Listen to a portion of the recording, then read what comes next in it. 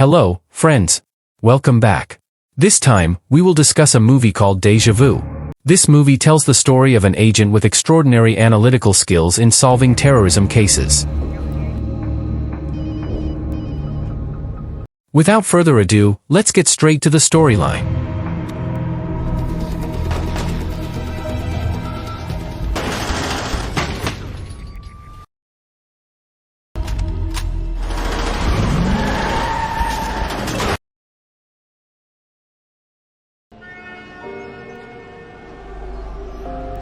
The story begins with a group of Navy alumni preparing to board a ship to attend their annual event. After all passengers boarded, the ship sailed away from the dock.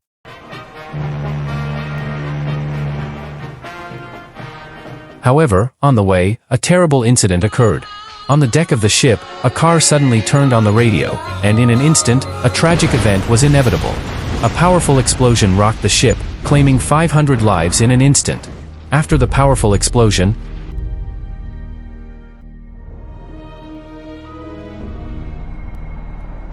a black man arrived at the scene. That man was Doug Carlin, a specialized agent who handled cases related to fires and explosions. He is also known to have above-average intelligence. Without wasting any time, Doug immediately investigated the incident with great care and precision. Soon after, an ATF agent named Paul Briursa arrived at the scene. While listening to the voicemail, Doug was surprised that the voice on the recording was his own, even though he had never known Claire before. ATF agent Doug Carlin. Doug immediately reported the results of his investigation to the police and his colleagues. From his analysis, he concluded that Claire had been kidnapped by someone who was most likely the mastermind behind the explosion. He suspects that Claire was killed before the incident occurred, and then her body was thrown into the sea with the other victims of the explosion to make it look like one of the victims of the tragic event. Shortly after, Doug sees his colleague Larry Minuti's car parked as evidence. This indicated that Larry was also included in the list of victims of the explosion. Knowing this, Doug felt sad because he lost his colleague. A few moments later, Paul came to see Doug. He was impressed with Doug's analytical acumen and intelligence in handling this case. Paul immediately invites him to join a special team that has technologically advanced devices. Paul takes Doug to a secret location, where he is introduced to a device called Snow White. The team explained that this device works like a CCTV that can replay events from 4 to 5 days ago.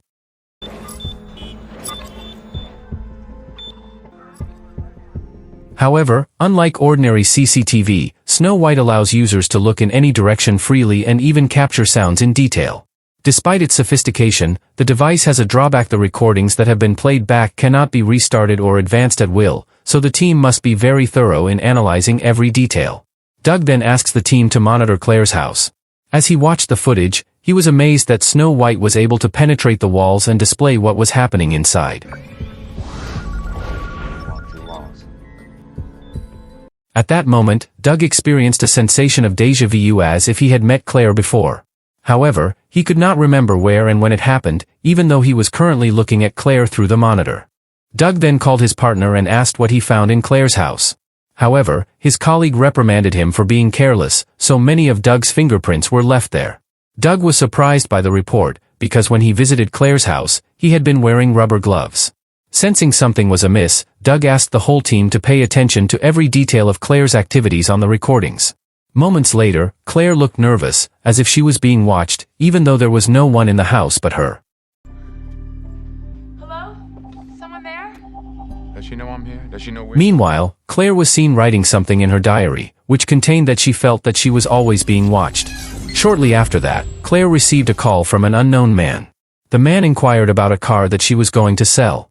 Doug immediately asked the team to trace the caller's number, as he suspected that the man was the mastermind behind the boat explosion. However, when the attempt was made, the man was out of satellite range, so Doug instructed the team to look for other clues through CCTV footage around the scene. He became interested in a bag carried by the mysterious man. Doug then asks the team to match the bag with those found in various cities, as similar bags were seen during the ship explosion. Doug's guess proved to be correct. The bag matched the evidence, which meant that the man in the footage was the bomber. Look, same bag. 2 nights before the explosion. While everyone was busy with their respective tasks, Doug noticed something odd in the footage. He sees a laser in the footage, making him suspicious that the device they're using isn't just another CCTV. Doug asks the team for an explanation of what Snow White actually is, as he feels it is capable of more than just recording past events. A man named Denny Alexander then reveals that they have found a way to interact with the past, based on a scientific theory. However, Doug still finds it hard to believe in the concept. He wanted to confirm for himself whether Claire was really alive on the tape. Hearing this, Denny gave his answer. "He's still alive," Denny said. Doug immediately requested that they send a message to the past at any cost. After a heated debate, Denny finally agreed to the request and sent a piece of paper with a message to Doug 4 days before the incident.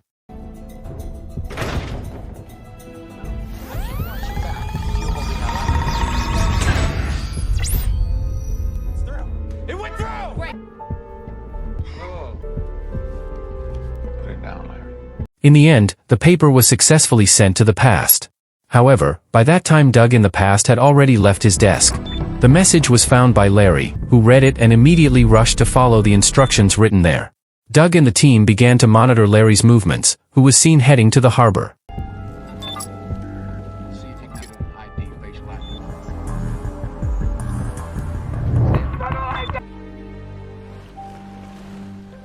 Upon arrival, Larry saw someone who looked suspicious. Without hesitation, he stopped the man. However, what happened was unexpected. Larry was shot by the perpetrator. While the team was still observing through the Snow White, they realized that Larry was then taken to a place that was out of the device's range. Doug immediately made the decision to go to the scene. He brought a helmet-shaped device and rushed to the scene. However, upon arrival, Doug realized that the helmet he was wearing allowed him to see the past, while his other vision remained in the present.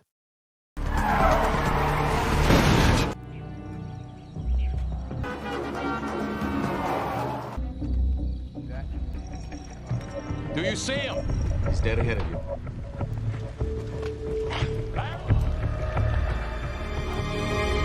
When Doug and the team finally arrived at the location, they found Larry's body beginning to decompose. The team immediately matched the identity of the perpetrator with the database, and finally found that the person behind this action was Carol Costa.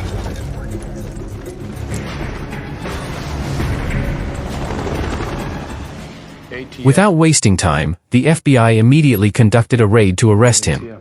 Doug immediately interrogated Carol, and it was eventually revealed that Carol was someone who always failed military selection. Because of this, he carried out the ship bombing, believing that his actions were part of his destiny. Sometimes a little human collateral, so you better have some divine intervention, buddy. The cost of freedom. A bomb has a destiny. After getting enough strong evidence, the FBI decided to close the case. However, at the same time, they also removed Doug from the team without further explanation. Doug couldn't accept the decision, as the Clear of the past would be killed within 12 hours from now.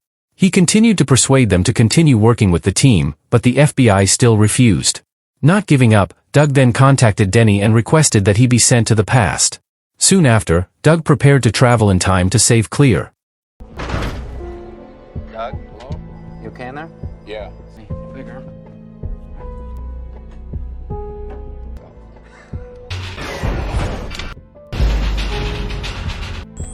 Clear! Upon arriving in the past, he was found in a hospital in convulsions due to the effects of time travel. Moments later, Doug began to regain consciousness and immediately left the hospital.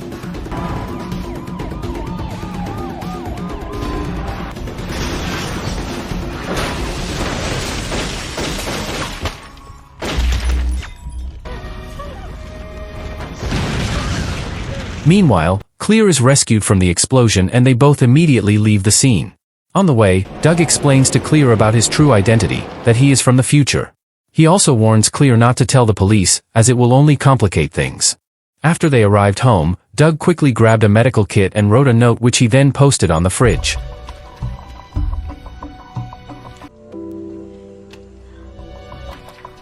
However, Clear suddenly pointed a gun at Doug, thinking he was the kidnapper. Doug quickly explained that he was an ETF agent. Although still skeptical, Clear called Doug's office to verify his identity. After getting an honest answer, Clear finally helps treat Doug's gunshot wound. I mean, how'd you know those things about me? At that moment, it is revealed why at the crime scene of Claire's house a firearm, red stains, and bandages were found. It is all related to Doug's presence, who left many of his fingerprints at the location. Soon after, they immediately rush to the dock to stop the ship bombing action carried out by Carol. When arriving at the ship, Claire meets directly with Carol, while Doug is briefly driven away by the ship's officers. However, Doug did not give up and managed to return to the ship's deck to try to distract Carol. When Carol began to lose focus, Claire quickly started the car and crashed it into Carol.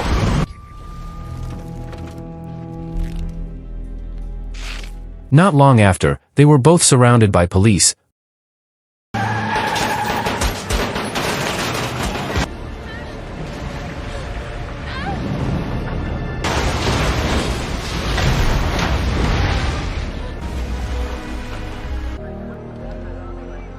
But Claire managed to survive with the other passengers on the ship.